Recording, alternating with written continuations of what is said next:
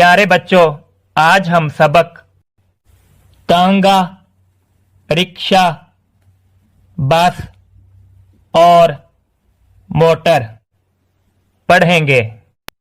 چھک چھک کرتی چلتی جائے، ریل ایسا شور مچائے، تانگا ٹم ٹم چلتا جائے، رکشا دیکھو شور مچائے، موٹر وے پہ چلتی کار جس کے نیچے پہیے چار، بس کا بجا ہارن لو، ہٹو بچو رستہ دو۔